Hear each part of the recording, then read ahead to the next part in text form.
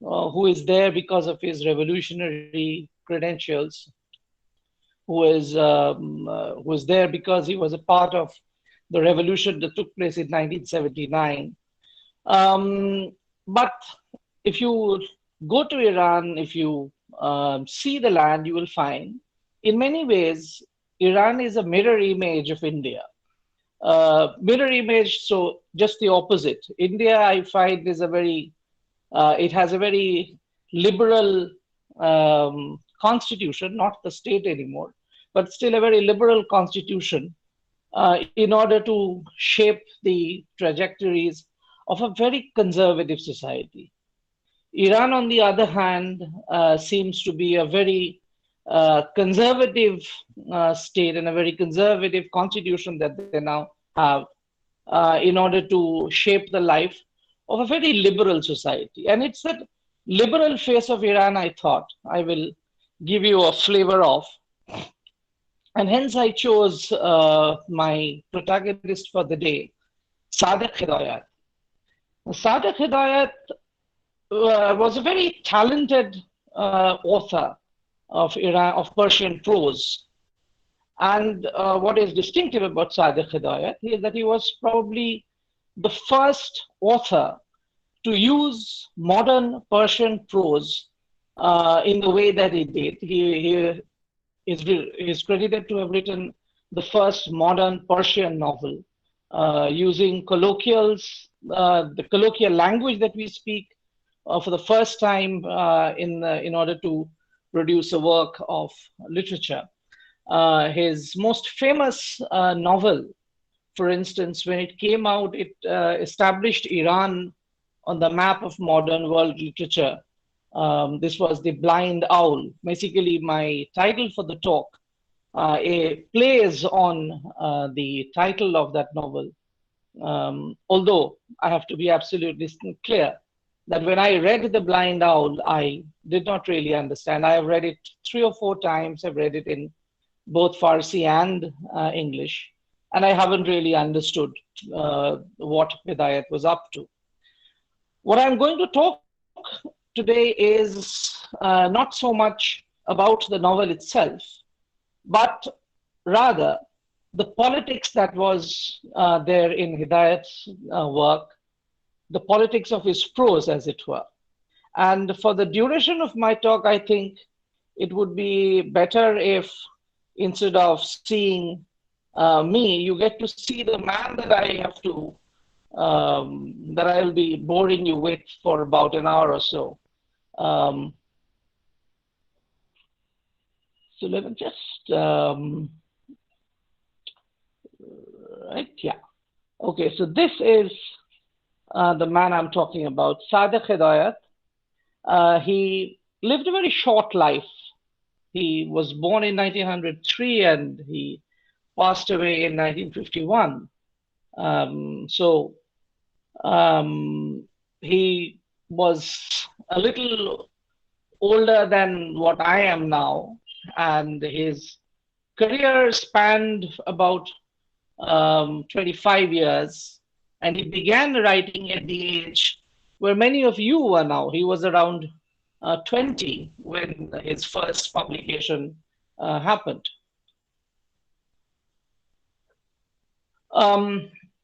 So to start without any further ado, the lifespan of Sadeq Hedayat was, as I said, 1903 to 51, and it covers a very momentous period in Iranian history.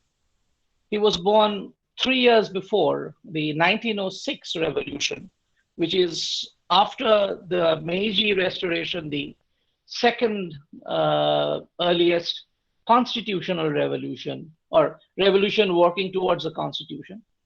And he was in a way to be associate with the world that came as a result of the Mashruta revolution of 1906, which was aimed at curtailing the despotism of the reigning Qajar ruler of Iran. Qajar was the dynasty that ruled Iran till 1921. His Death came at a time when Iran was in turmoil yet again, trying to rein in the power of the next dynasty to come in, on the throne, the power of the Pahlavi Shah, and asserting the country's rights over its petroleum resources.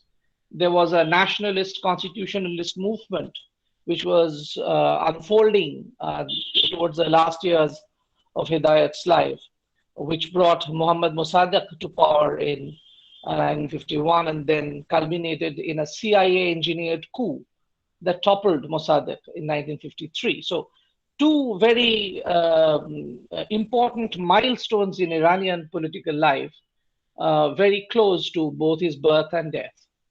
For all practical purpose, Hidayat's own productive period spanned between 1923 and 1948 and coincided nearly entirely with the period of the first ruler of the Pahlavi dynasty, Reza Shah, who ruled from 1925 to 41, and thus with the first phase of what can be loosely called the Pahlavi program of state building and of the attempts at the creation of a modern state in Iran. The predominant feature of the intellectual discourse for the Reza Shah era was a preoccupation with the idea of Iran, where the state was sought to be identified with the millat of the people of Iran or the nation of Iran. A powerful component of this discourse was the idea that the Islamic element was incidental to Iranian identity and not central to it. So it's a kind of an idea which is just the reverse of what comes about in 1979 and the Islamic Revolution. Quite like the exercise that was being undertaken in many other Middle Eastern states, a determined attempt was being undertaken in Iran to establish an identity for the country that was defined in terms of the territory rather than the instituted jurisprudential tradition. In the case of Islam, Iran, this was Islam, Ithna Ashari, Shia Islam. Now, championed by the likes of Ahmed Kasravi, Hossein Kazemzadeh, Iran Sher, Sadeq Rezazadeh Shafaq, and a large body of intellectuals, this view proved instrumental in the creation of a strong, centralized political apparatus capable of holding together the diverse communities that inhabited the territory of the Kingdom of Persia. This provided the legitimacy Reza Shah needed in his attempts to centralize power, rolling back traditional privileges that provincial governments, tribal confederations, and various social groups, such as the landed elite, the Shia ulama, and the religious clergy of other confessions and denominations, had used to enjoy. Hidayat's earliest works from the 1920s show a keen sense of attachment to this particular project of crafting the Iranian nation. So even as he was finishing his school, he was delving into the cultural heritage and grandeur of Iran and Iran's past. His early essays, such as the ones on Hayat Hakim Umar Khayyam, published in 1923, or Taran Hay Khayyam in 1934, or plays like Parveen, Dukhtar Sasan, Parveen, the Sassanid girl, they fed into the general nationalist look. In a way, this was perfectly natural since he was himself descended from a family which produced a large number of state officials at various levels of the late Qajar and Pahlavi eras, as well as political leaders and army generals, including at one point of time, between 1928 and 1933, the Prime Minister of Iran, Mukhbar al-Sultaneh, was a close relation of Sadeq Hedayat. So he came from an aristocratic Iranian family, which had long years of service during the Qajar period and then later also the Pahlavis. So he grew up in a circle where nation building was considered an imperative, not a problem to be addressed, but an imperative to be accomplished. Further, Hedayat himself was a beneficiary of the modernization program undertaken both during the later years of the Qajar era and then under the new dynasty of the Pahlavis, which came to power in 1925.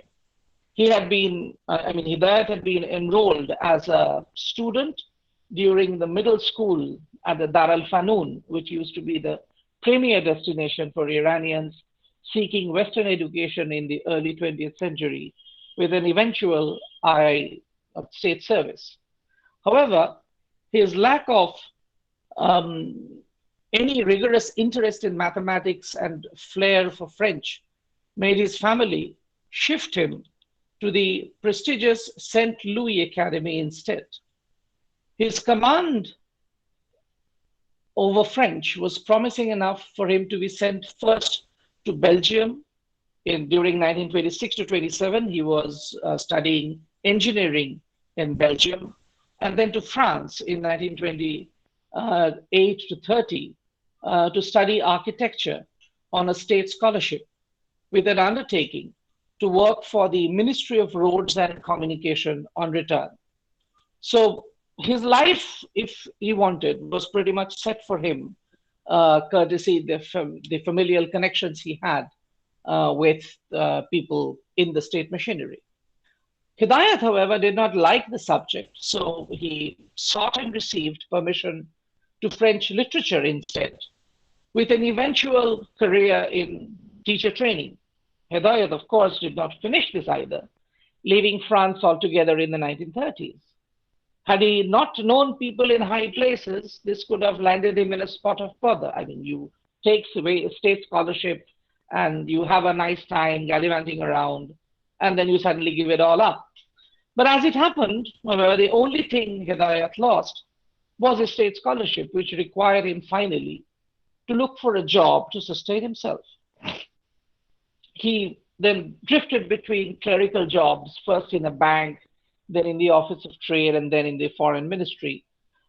But by this time, Hedayat was beginning to become a part of the literary quartet known as the Rabe, comprising of him and three other prominent writers of Persian, Bozorg Alavi, Mushtaba Menavi, and Masood Farzad.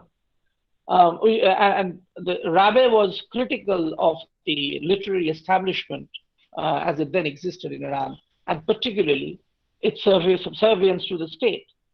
Soon Hedayat ran into trouble with the censors because of his satirical sketches in a collection called Vak Vak Sahab. Vak Vak Sahab is Farsi for, say, something like Mr. Chatterbox, who extracted, the censors extracted from him an undertaking that he would not publish again in Iran. Hedayat then came to Bombay at the invitation of a friend of his, and here he published the story Bufekur, or the Blind Owl, that established his international reputation as a protagonist of Persian literature. He learned Pahlavi from some members of the Parsi community in Bombay, reinforcing his fascination with ancient Persia.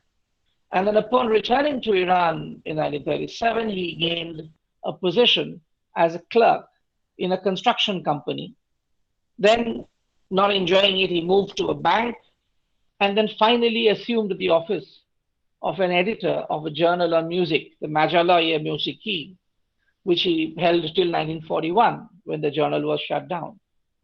Thereafter, he began to work as a translator in the College of Fine Arts, a position he held till the end of his life, alongside being on the editorial board of the prestigious literary journal Sukhan. At a time when Hedayat faced such major vicissitudes in his professional life, Iran underwent a dramatic transformation as the traditional Iranian society began to undergo a rapid process of urbanization. The inevitable modernization, the inevitable urbanization, the societal dislocation that comes with it, and fragmentation of traditional economy, all of these things followed. These were accompanied with political centralization, greater integration of authority, and secularization.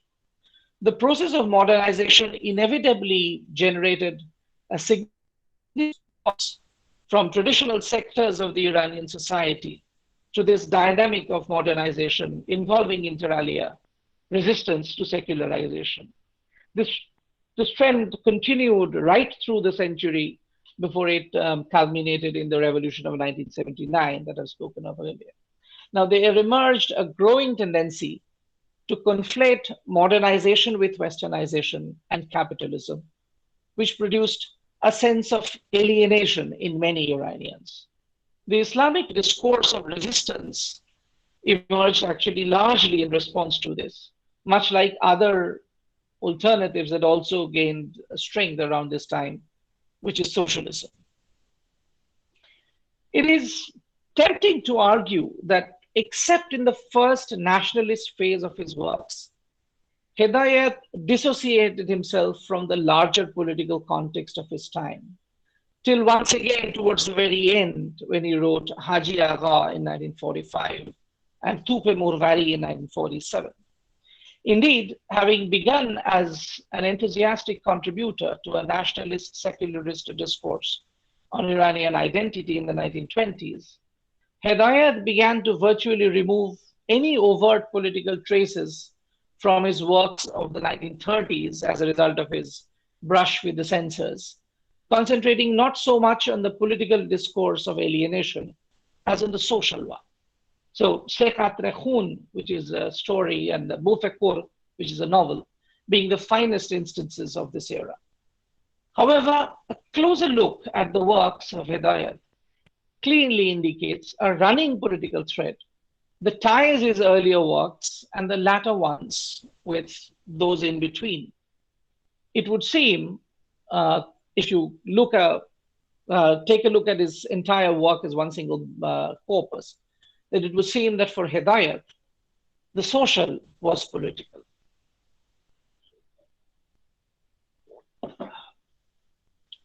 Sorry about that.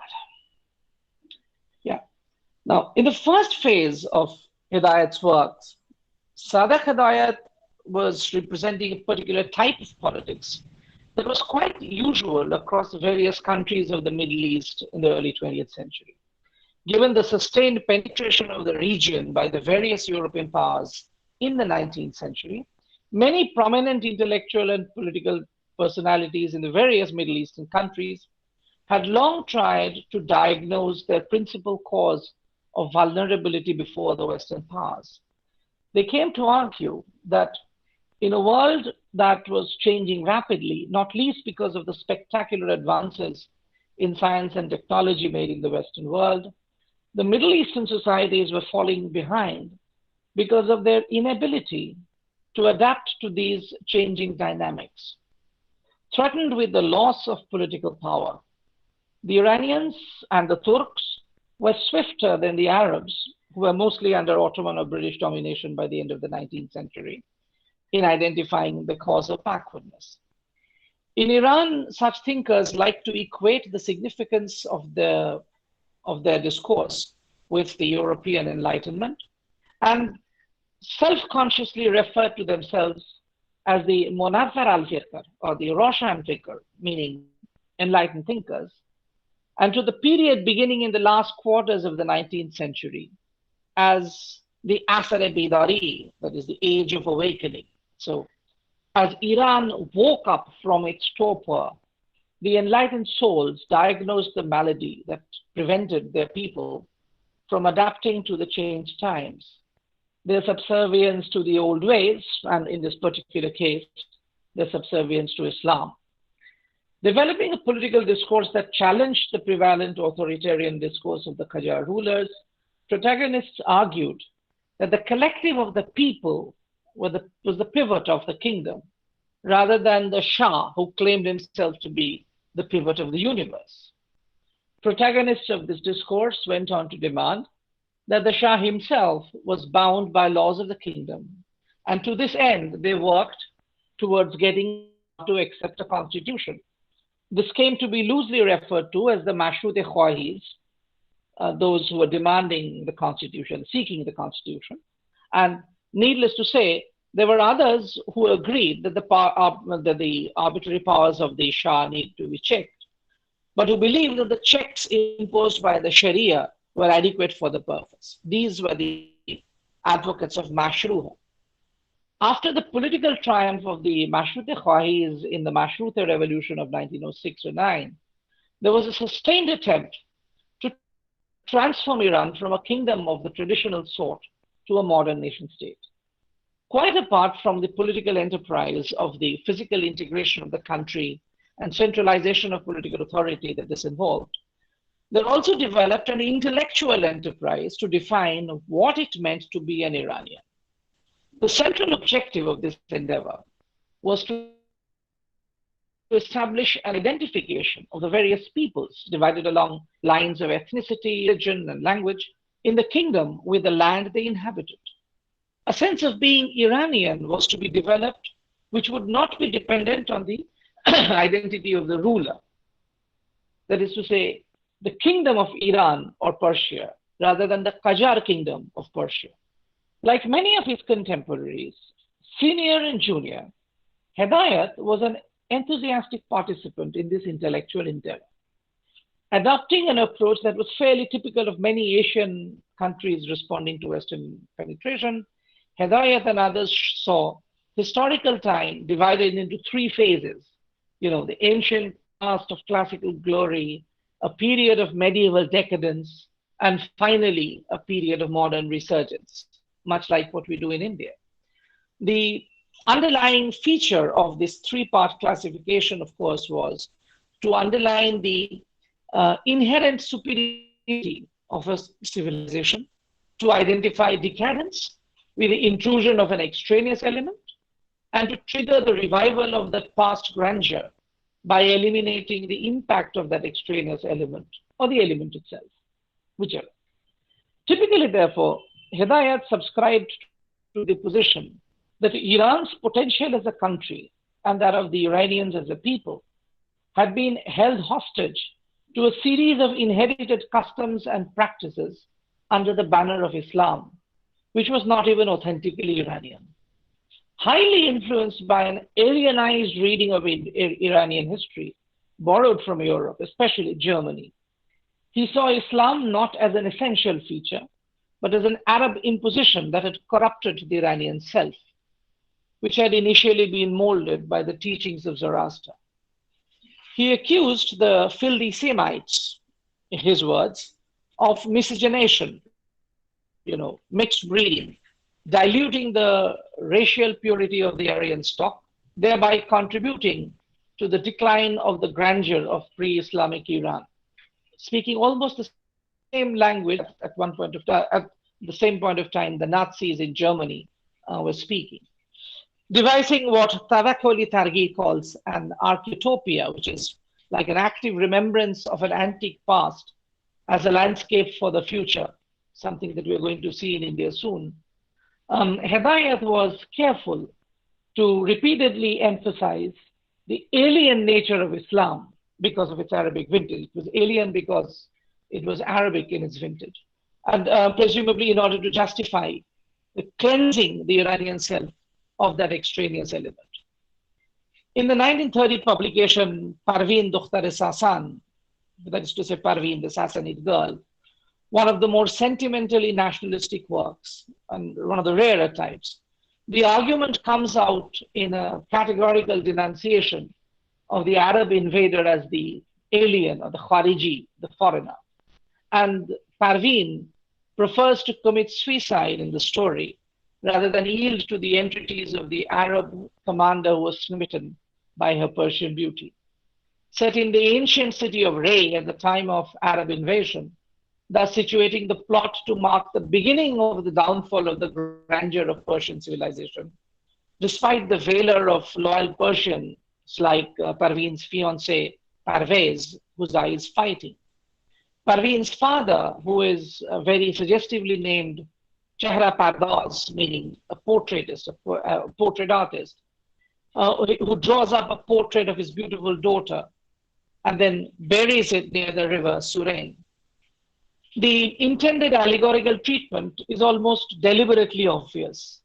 Parveen represents the purity of the Persian civilization, which the Arab invader could not force into submission. Parvez stands for the gallant Persian who preferred death to accepting the rule of the invader. And Parveen's father is called the Chehra Pardoz, who in his painting, his beautiful daughter, is leaving behind an account of the glory of the Persian civilization. And the burial of the portrait in the city of Ray, which was known for its gravestones in the 20th century, indicates that the glory of Persia remains buried but not defiled by the invader, and presumably awaiting its revival. While the story of Parveen was the most simplistic depiction of a very stereotypical argument, Hedayat's perception of both the non Islamic self and the Islamic other had permeated into his other works in more reformed avatars as well. However, because his body of works covered a span of over 2 decades, both the representation of the self and the other underwent subtle mutation over time. The clearest change in this respect was perhaps in the manner of highlighting the distinction. There was a noticeable tendency to posit the self against the other in his early works, while the works of the latter period clearly indicate a greater fixation with the other and not so much with the self. This, I would argue, reflects very clearly the trajectory of political discourse of the 1920s and 30s. For instance, one of the most pressing debates in the 1920s, ever since the execution of Ayatollah Naini and the apparent defeat of those who advocated a greater role for Islam in public life, revolved around the question of whether Islam was indeed central to Persian life, as many believed it to be.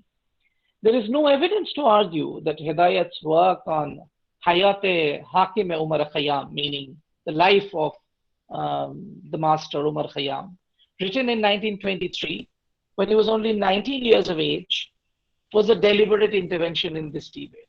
Yet, he made the case that to argue Khayyam's worldview to have been that of a Sufi was tantamount to denying the individuality of the poet and subordinating his genius to the wisdom of the faith, which is the way Khayyam had been historically treated, that he was this archetypal Muslim poet from an early age.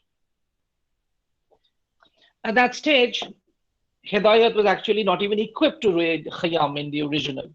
Yet he was insightful enough to forcefully put across a major point. Khayyam's use of Sufi Islamic terminology did not necessarily imply that he himself was of a Sufi Muslim persuasion. It could also have been a way of getting away with Khayyam's refusal to conform to the prevalent Islamic orthodoxy in Samarkand of his time. That is to say, Islam limited the free flow of the Persian genius of Khayyam. It would thus seem that at a time when the struggle was on to establish the Persian identity of Iran over its Islamic component, Hedayat was trying to disentangle the Persian self from the Islamic other, the life of the greatest Persian.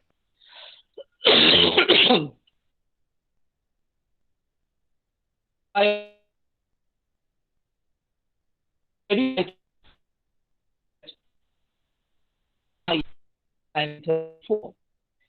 personal restrictive character practice of Islam was developing almost in tandem with the aggressive secularization of the public space under Reza Shah.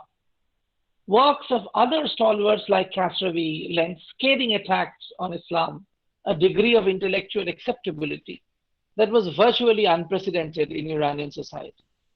But while the main thrust of most such questioning of Islam was with reference to particular aspects of the faith, or even more importantly, its practice, Hedayat set his aim on what he believed to be limited, or the nature or the sense of the intellectual edifice that underpinned the faith itself.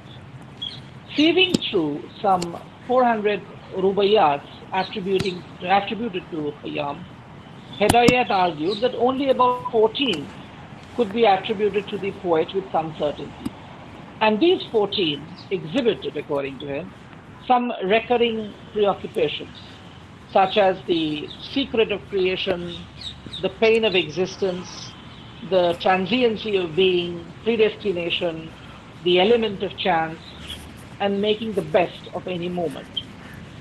These preoccupations, he argued, was pivotal to the understanding of the poet because these lets the reader glimpse into his mind. In a society where Khayyam was respected as an astronomer and a mathematician, but denounced as a drunkard and suspected of being an atheist, Hedayat argued that Khayyam's affinity with wine was a measure of his despair with the world around him.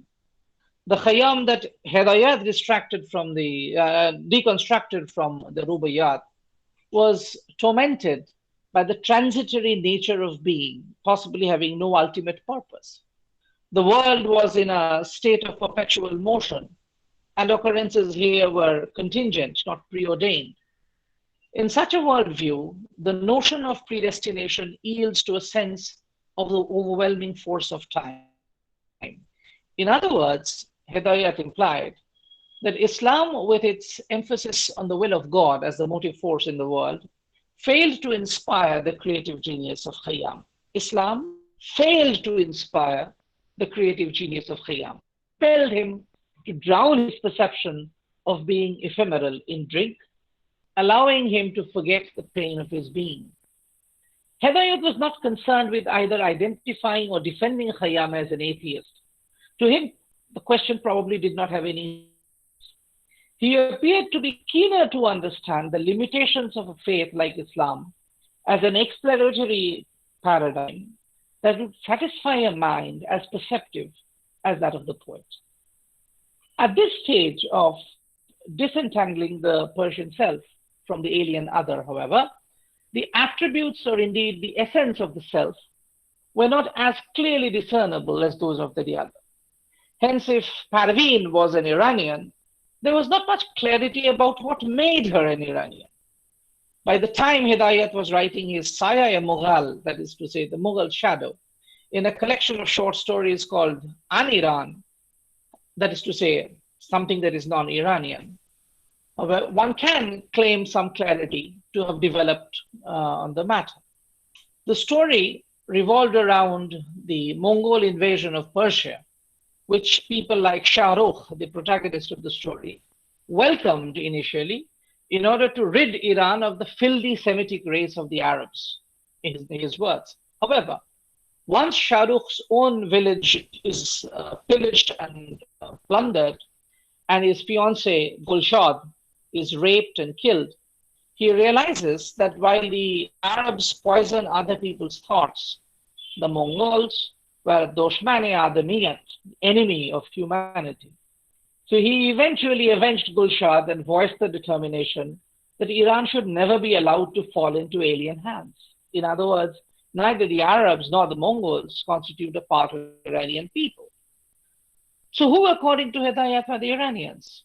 There are a few indications of this position, although nothing that is firm and definitive in this regard. In the early 1920s, Hedayat developed an interest in Zoroastrianism, reflecting a trend among his urban-educated compatriots, which worked its way into his very early works like Insan va Haywan and Fawayar-e-Giyakhori, that is to say, advantages of vegetarianism and man and animal, by highlighting the concern of the old prophet Zoroaster for all sorts of life. So his piece called the Magi of Persia, written in French of a slightly later date, was one of the more direct evidences of this particular interest of his 1920s, in the 1920s.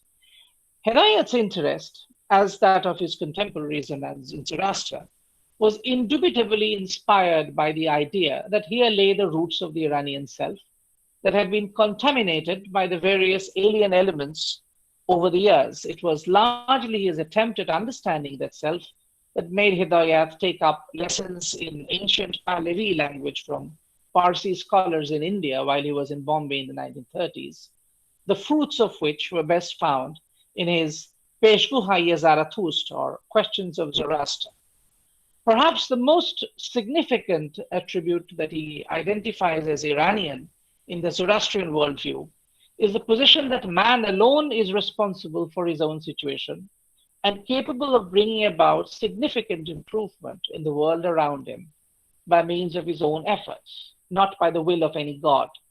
The centrality of man in the cosmic order of things, which Hedayat believed Islam did not recognize, was at the heart of Hedayat's understanding of being Iranian. Hence, over the years, a series of stories and characters were deployed by Hedayat to highlight the Zoroastrian as the archetypal Iranian.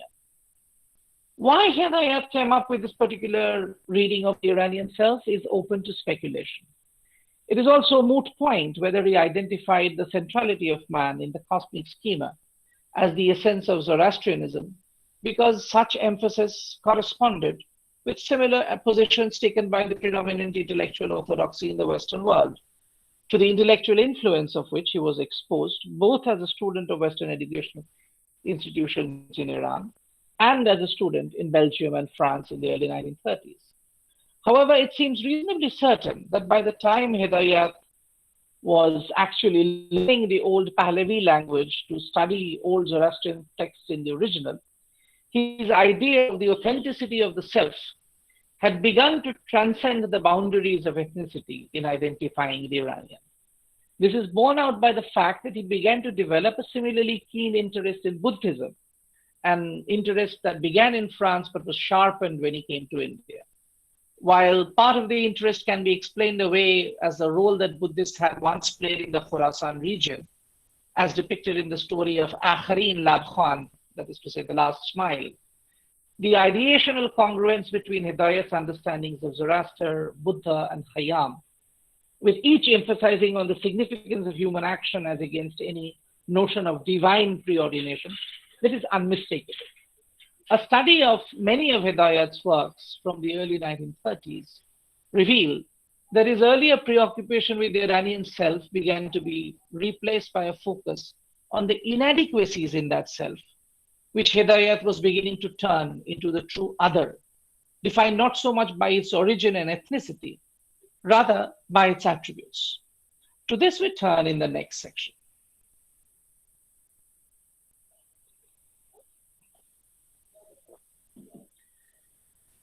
Hedayat's most famous contributions from the 1930s happen to have been in the genre of psychofiction, with which this essay does not mean to engage.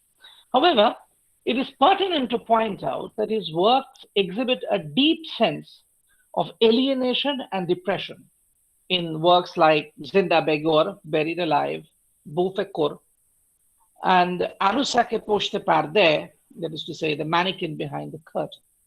The cause of this alienation has been flirted with by other scholars, and in a way, all who read Hedayat cannot but be taunted by.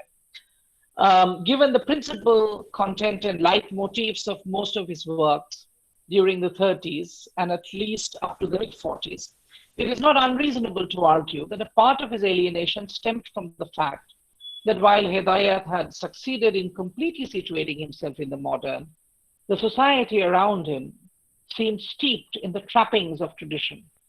Many of Hedayat's works in this period, other than his psychofictions, essentially seemed driven by the objective of revealing the inadequacies of the traditional Iranian society and of the half-baked nature of Iranian modernity in the first half of the 20th century. Hedayat's critique of traditionalism in Iran was a part of a larger story of the intellectual and political landscape of the country, as much as his flirtation with nationalism and Iran itself had been. The period of the 1930s was the period of beginning of rapid modernization of Iran under the aegis of Reza Shah, quite apart from the massive industrial and infrastructural buildup funded by steadily rising oil revenues. The Pahlavi program of modernization involved a sustained project towards the secularization of society. Islam, it used to be argued by many contemporaries, was the principal factor in Iran's backwardness, and true modernity could not dawn in the country until society was secularized the way it was in the West.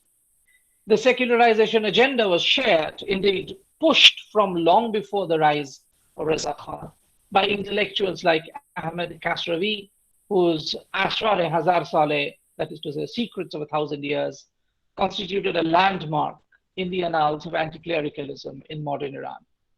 Unlike Kasravi, though, Hedayat did not deal so much with the tenets of Islam as the practice of Muslims, which defined the parameters of traditional Iranian society.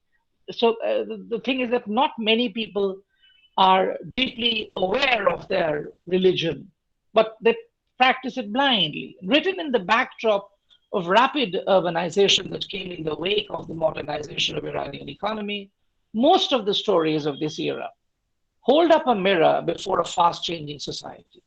While some of the stories deal with the existential anxieties and alienation experienced by the Iranian middle class, many of his other stories were about the lower middle and the lower classes. These were, however, not necessarily meant for them. Hedayat did not exhibit much sympathy for the underprivileged. Instead, he de romanticized them. He displayed their inadequacies, weaknesses, and hypocrisy with a kind of dispassionateness that is stunning. The very human condition, he seems to have conveyed, kept them trapped in a fast changing societal landscape.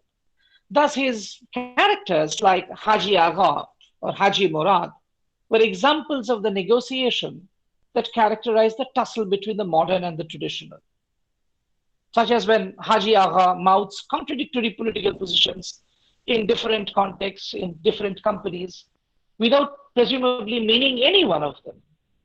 But having read all the various phases of the story, the reader cannot help but see that Hedayat believed that people took so much comfort in following their old ways that they failed to perceive the disastrous consequences of what they were doing. In a way, Hedayat's anthology, Se Qatre Khoon, that's the three drops of blood, is some kind of a landmark in this respect. Published in 1932, almost every single story of the anthology documents some sort of existential predicament of modern Iran. At least 5 of the 11 stories, Haji Murad, Abji Khanum, Mardike, Nafsa Shrakosh, that is to say, man who killed his self, Dasha Kol, and Muhallal, that is to say, the legalizer, they deal with at least one of the issues that were in many ways considered to be the signifier of that section of the people who championed the cause of Islam in their social life. Not all these stories use any single trope to convey the reader the inadequacies of Muslim life. The story of Haji Murad, for instance, is a stinging attack on the hypocritical attempt at male domination that is often peddled as Muslim values, while the story of Abji Khanum is essentially the tragic tale of confusion, of ritualism with devotion. Muhallal deals with the absurdity of liberalism in Islamic law, a literalism in Islamic law, whereas both Mardike, Nafsa Shrakosh, and Dashakol are stories about a kind of literalism in the understanding of Islam that would have been farcical had they not been tragic. At some level, Hedayat seemed to be arguing that a streak of patent insincerity and inanity pervades the life of those who claim to be the standard bearers of traditionalism. His particularly favorite targets in this regard were the people who wore their religiosity like a badge. Haji Murad, for instance, was not actually a Haji, and the nearest he ever reached to the holy city of Mecca, we are told, is in Karbala, in Iraq, which is not even in the same country. And even there, he had not gone on a pilgrimage. However, he had no compunction about being called a Haji, for he enjoyed the respect that it brought him. So when people mistook him to be a Haji, he said, fine, let's go along with it. So one day he chanced upon a veiled woman whom he suspected to have been his wife out gallivanting. He did not hesitate in accosting her for not living the life of a pious Muslim woman. And then it becomes clear that he had made mistake in mistaking someone else for his wife. He was publicly humiliated and dragged to a police station by the offended woman. The true colors of the character are revealed.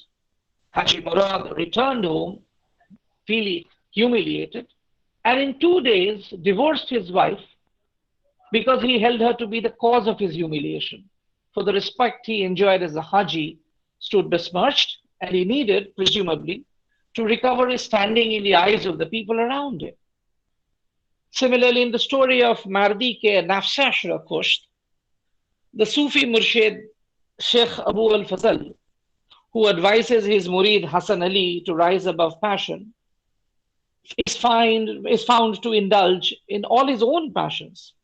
Hassan Ali accidentally finds out that his master, who advised frugality in order to lead a life mindful of the divine, himself enjoys a good meal with partridges, and also that the man who advised Hassan Ali abstinence from sex has himself raped his own maid.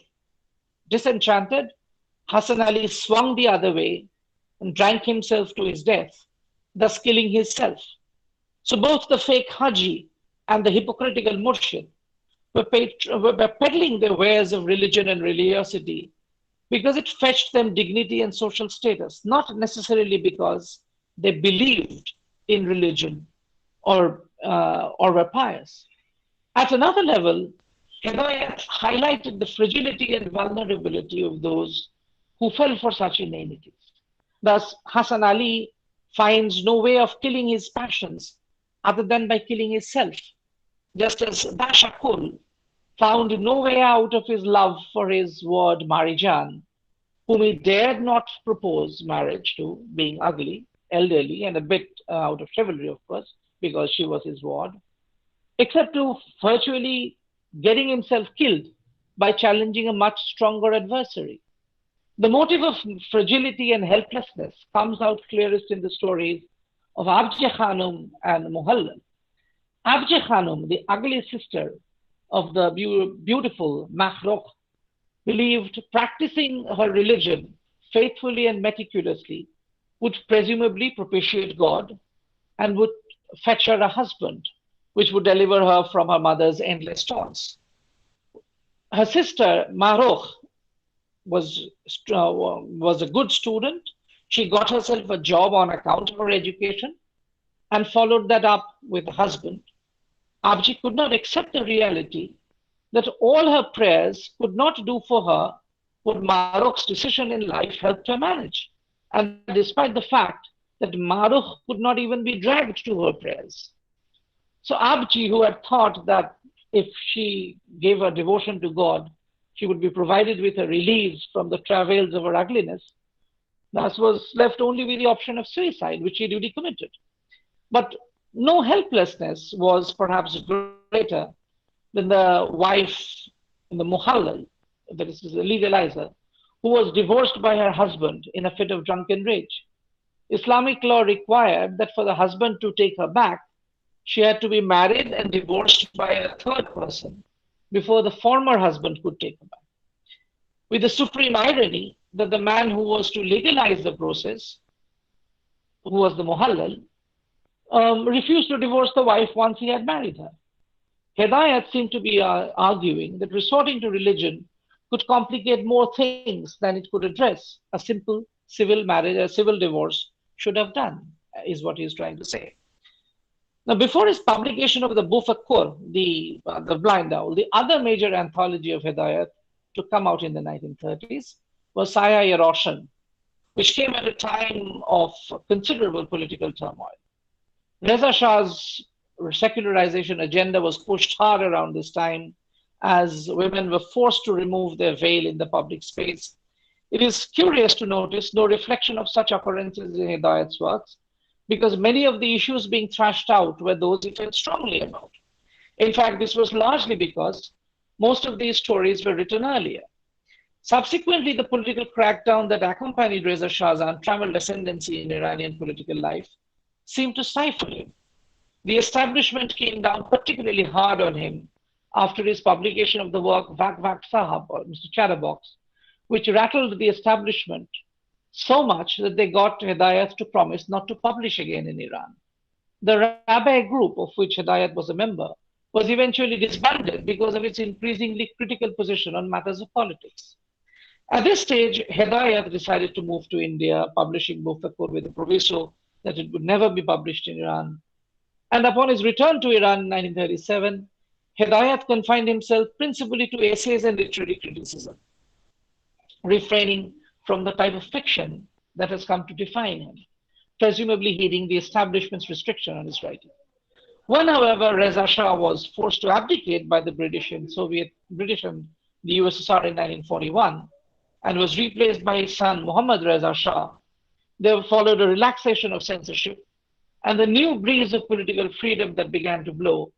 Hedayat virtually reinvented himself in a more politically articulate avatar.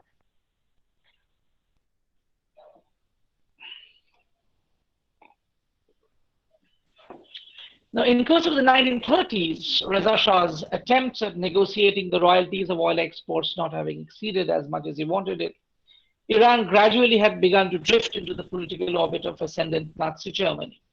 With the outbreak of the war in 1939, Second World War in 1939, this gradual inclination towards Berlin developed an unwelcome strategic dimension for Britain, potentially depriving her of oil supplies from Iran. So, as I said, after the German invasion of USSR made the Berlin-Tehran axis appear as a strategic threat to Moscow. In 1941, London and Moscow came together to topple Reza Shah. This owed a lot to, and this was greeted with delirious joy when Reza Shah was toppled. And this owed a lot to the incremental repressive political atmosphere that had developed in the last decade of Reza Shah's reign.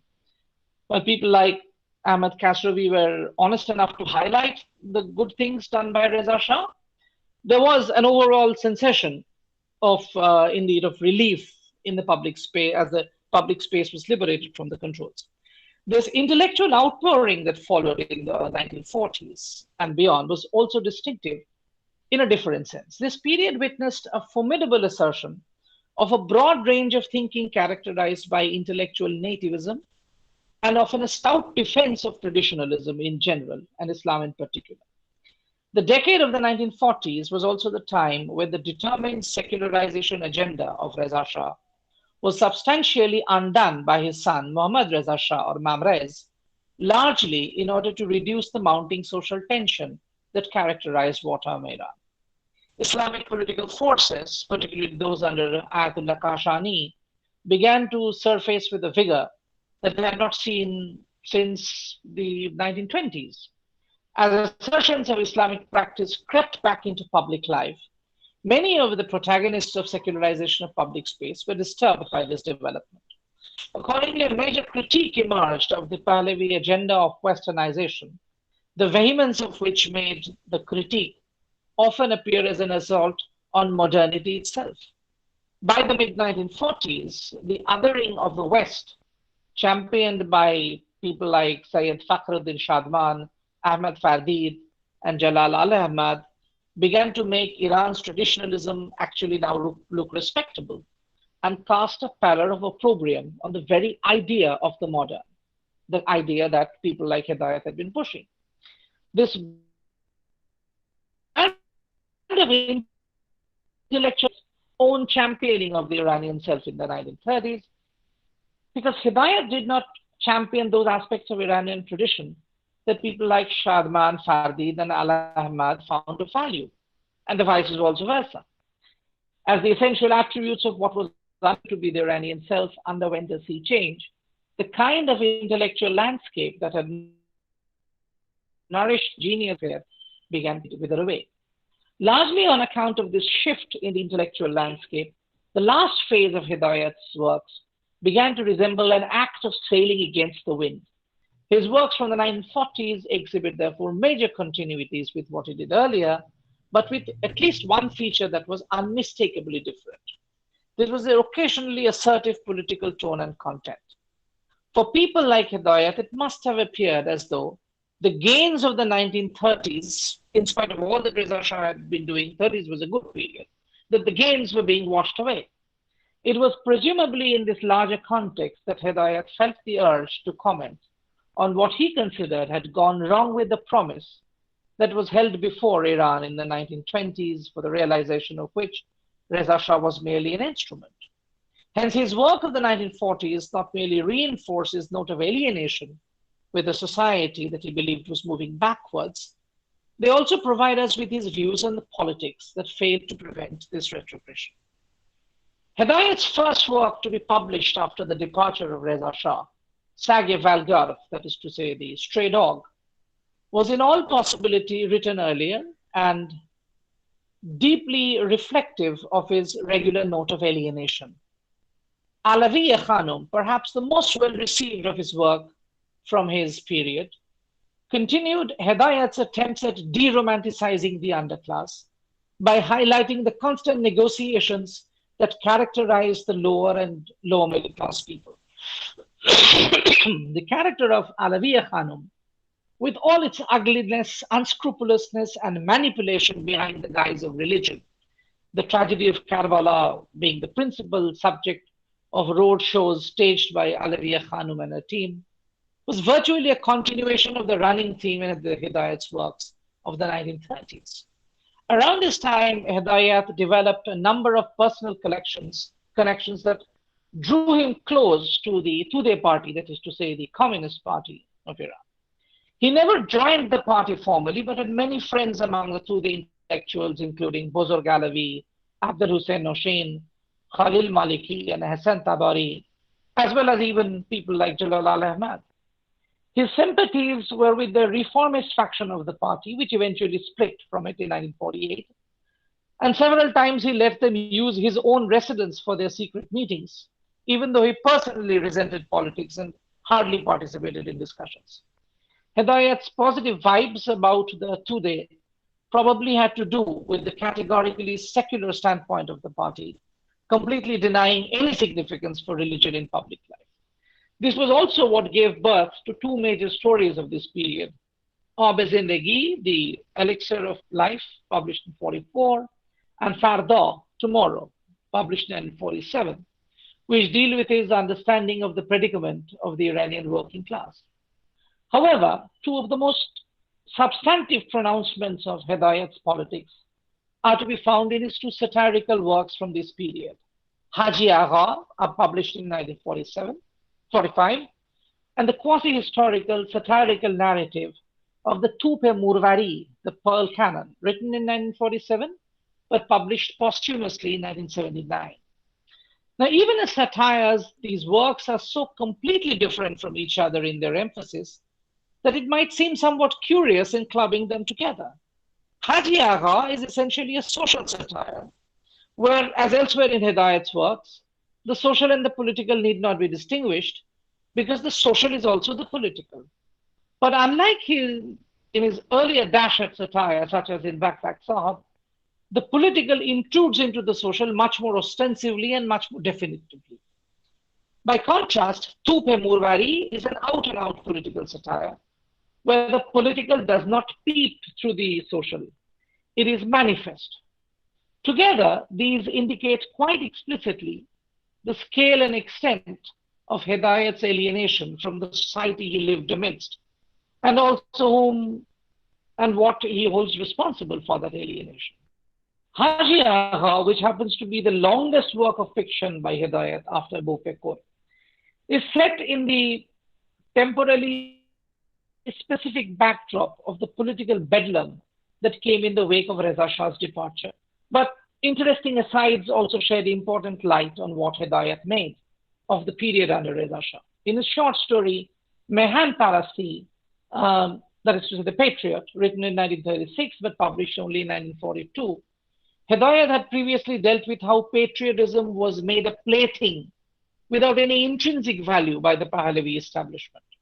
In Haji Agha, he took the argument a step further to expose the social malaise that allowed such a hollowing out of politics of patriotism to emerge. Haji Agha, in his person, embodies the two social types that Hedayat seems to hold in greatest contempt: the money-minded Bazari and the pseudo-religious. Now, Haji's father was a merchant who made his fortune during the tobacco protests of 1892, when he made a pact by hoarding tobacco. He later cleansed this wealth by going on Hajj, thereby establishing himself and his family as devout in public perception. Haji clearly inherited not only his father's spurious reputation, but also his relative priorities of wealth and other things. He considered money as the most important thing in this world because it can open doors to the other world as well. He never prayed or fasted unless the situation required it. He was crystal clear about the significance of manipulating religion as well, saying, believing is important for people, for they can be thus muzzled with their belief. And that was useful in their exploitation also. Accordingly, Haji Agha prospered under the Reza Shah regime, courtesy his complete lack of scruples, which made him fly from Tehran to Isfahan when the story began. His disposition towards the society comes out best in his advice to his son Kayumars. In the world, there are only two classes of people, those who fleece others and those who get fleeced. If you do not want to be fleeced, try to fleece the others first. Eventually, in this chaotic transitional period after Reza Shah's abdication, Haji decides to participate in what is being touted as the democratic process in order to maximize financial benefit in the new political scenario, manipulating even that quite successfully. So he was not committed to democracy when it was appearing like coming. He was doing it simply because it was convenient. As a satire, Haji Agha is very subtle in its form because occasionally Hedayat spoke through Haji and occasionally the Haji was spoken to by Hedayat. The greatest concentration of such politically loaded observations is to be found in the third part of the story, when Haji has decided to throw his hat in the political arena and wanted to be elected to the parliament. Haji, who had benefited immensely under Reza Shah, provides us clearly what was Hedayat's take on the ousted Shah.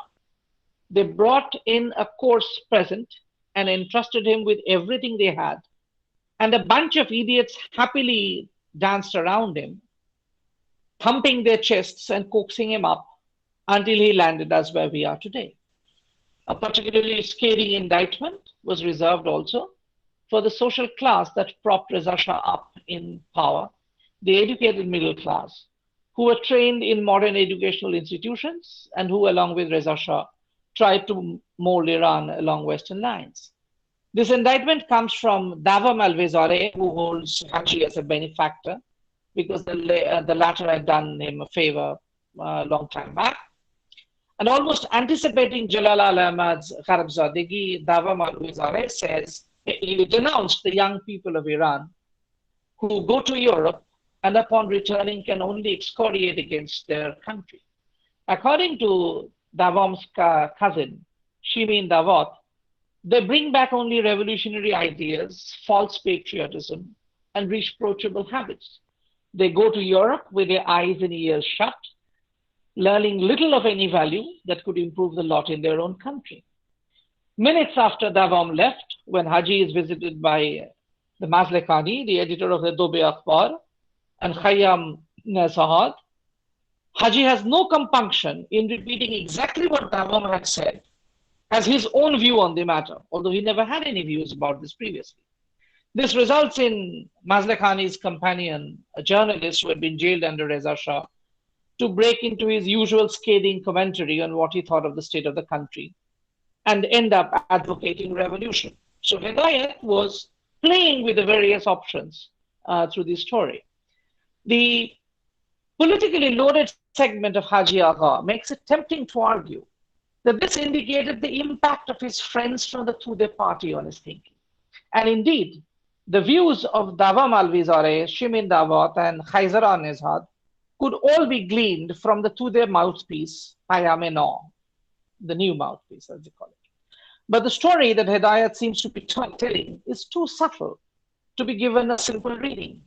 If Hedayat had indeed gone over to the Tudeh point of view, why do the characters mouthing to their views keep coming to the Haji, either to engage with him or looking for favors? So does that mean Haji had changed his ways and was now rooting for the good cause? That clearly was not the case. For in the last of the 4 parts of the story, when Haji is hospitalized and goes to heaven while under anesthesia, only to return once the effect is over, his first thoughts revolved around money, the way they did in the first 2-3 halves of the story. Was Hedayat suggesting that Haji was making a fool out of the Tudeh party? Maybe. It could also be that Hedayat had a little faith in the politics of Tudeh as well, and saw them as potentially complicit with the rest of the Iranian body politic. Prophetic, as some of the incidents of the 1950s were to show. Reading Hedayat's final work, however, written in 1947 but published in 1979, well after his death, the Thupe Murvari, which is the Pearl Canon, the argument for Hedayat's skeptical disposition towards the Tude would seem to be reinforced. In this political satire, in the guise of a quasi historical tale, Hedayat tells us exactly what he thinks of the nature of political power, how it is exercised, and also how politics handles the issue of religion as a major political instrument.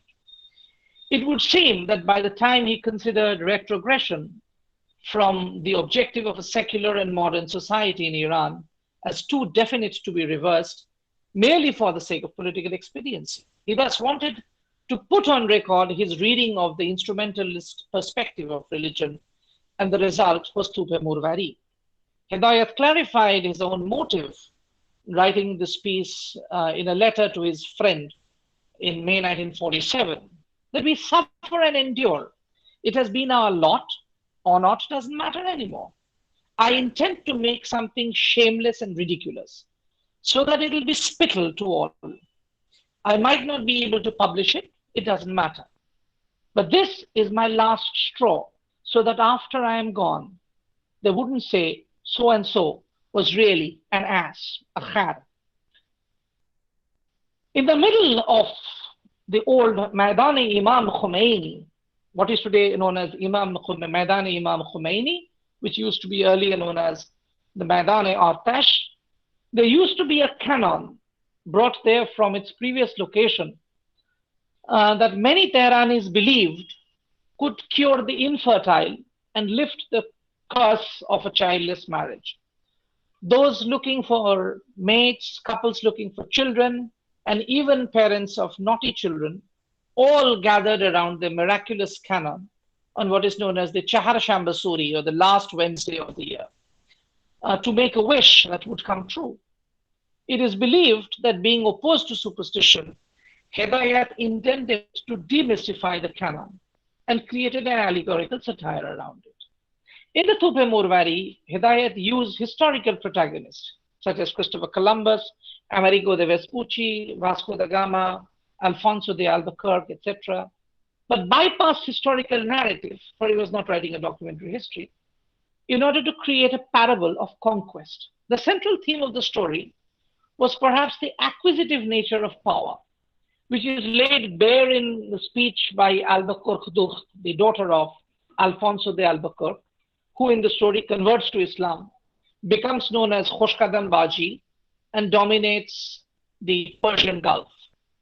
Hedayat's diagnosis clearly seems to be that political power rests on deception by the ruler and its durability on the gullibility of the ruled.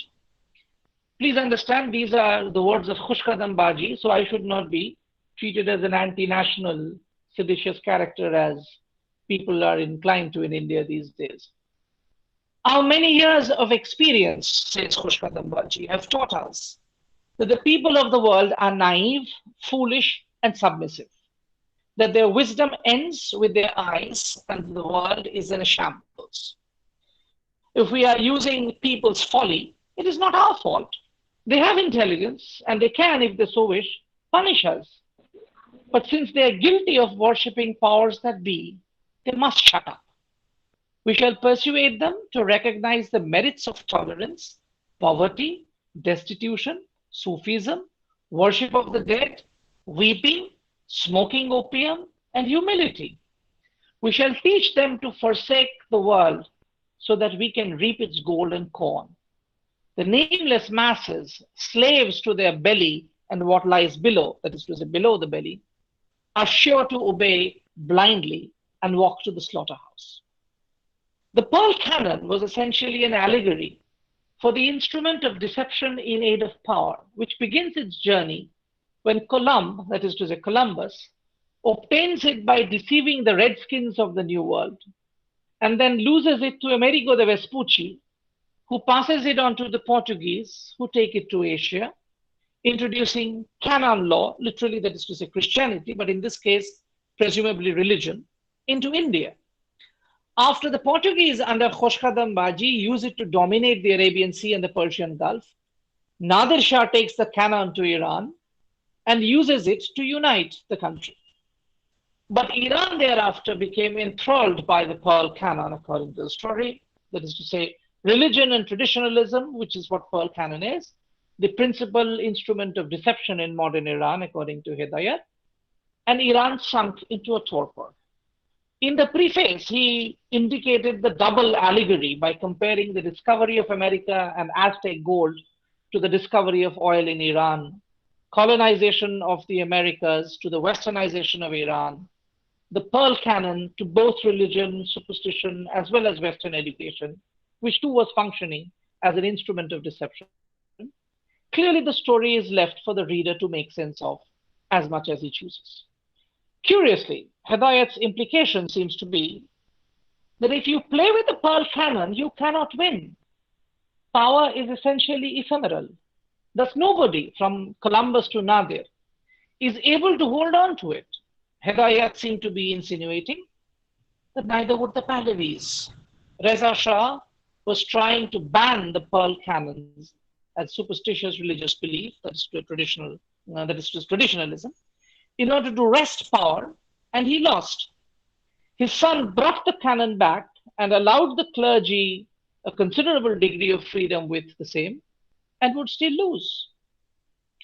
Unlike many of his other contemporaries, and here I conclude that senior, such as senior contemporaries like Kasravi and junior contemporaries like Jalal al Ahmad, Sadeq Hidayat refrained from overtly political positions. That did not mean, however, that he was blind to what was happening around him. His politics lay not so much in what he projected as the future of his country, but in what he disapproved in its present. Hedayat was not enamored with the traditional element in Iranian society. He was categorically in favor of the modern. But that did not necessarily mean Western, as many in the Pahlavi establishment understood it to be. Curiously, therefore, even though he was not strictly a victim of the dislocation of Iranian society, yet emotionally and intellectually, he was alienated from a society which was not as modern as he himself was. Such an argument fits neatly into the position that Hidayat's understanding and glorification of pre Islamic Iranian self essentially denoted the invention of a Persian past in order to do away with the traditionalist trap of the present as an immutable extension of that past. While an entire generation of Iranian thinkers were to romanticize the traditional element in Iranian society, Hedayat was adamant in de romanticizing it in order to expose its inadequacies and vulnerabilities. This did not mean, however, that he was choosing the side of the protagonists of westernization, because their approach to the pressing social issues of his time were conditioned by their politics, not by any abiding faith in modernity itself. This is borne out in particular by Hidayat's political satires, like Haji Agha and Tupe Morvari, which were scathing indictments of traditionalism in the guise of the modern, and of Pahlavi modernism as being much less than modern. Hedayat wrote nothing in the last 4 years of his life. It is almost as if, having written the Tupe Morvari, he had nothing else left to write. The despondency that characterized Hedayat in his last days may have stemmed from his failure to gain a steady livelihood in Iran, in Tehran, and even in Paris. The assassination of his brother-in-law, Prime Minister Haj Ali Razmara, turned out to be a big blow which Hedayat could not survive. At a stretch of imagination, this was because at a time when many saw the economic transformation of Iranian society as being too fast and dislocating, Hedayat did not see the societal transformation as being fast enough.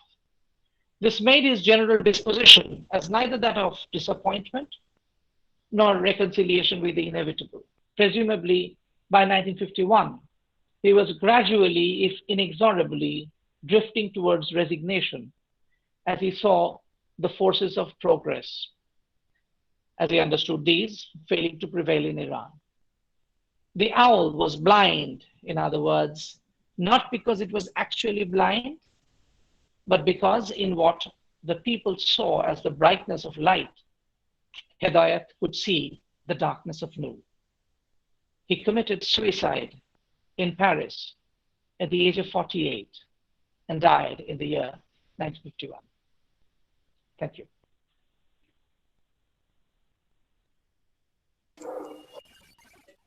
Thank you, sir. Thank you so much for an illuminating lecture. I guess now we can take some questions. But in this question answer session, first we can take questions from our respected faculty members and then open the floor for our audience who have joined with us. So, if anybody have any questions.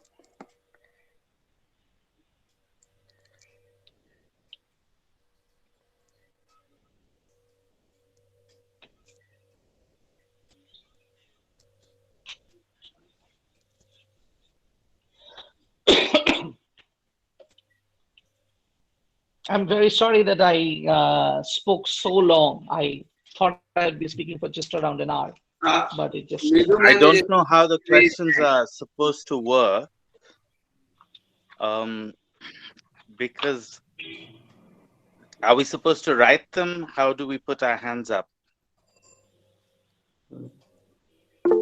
then you can always start shooting, not a problem.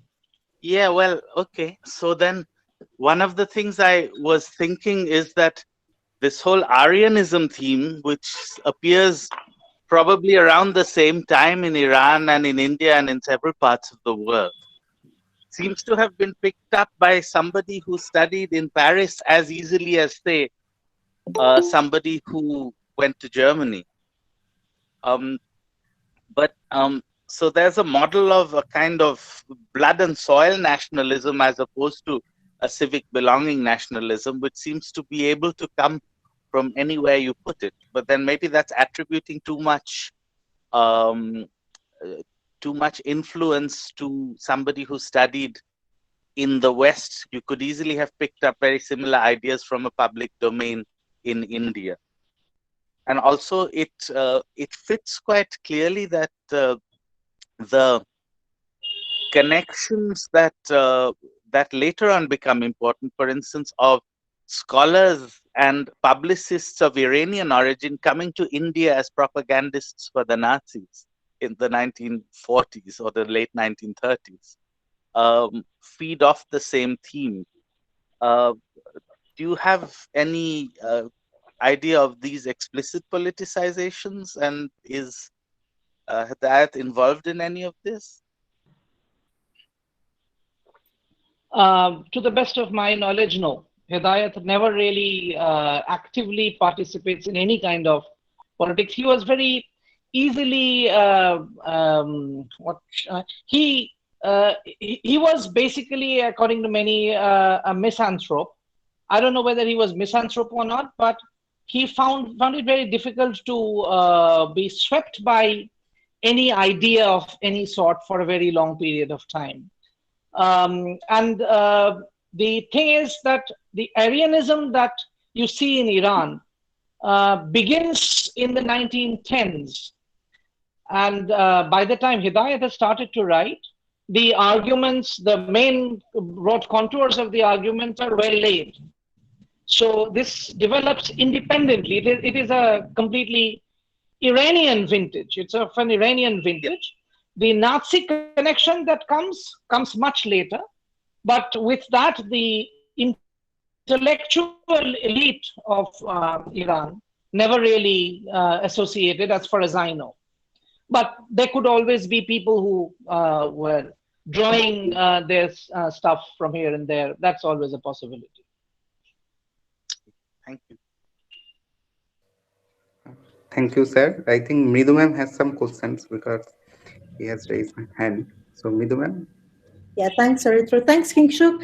I think my question really draws a little from Ben's. I mean, I'm fascinated by this, by Sadeq Hedayat, that he is modernity, modern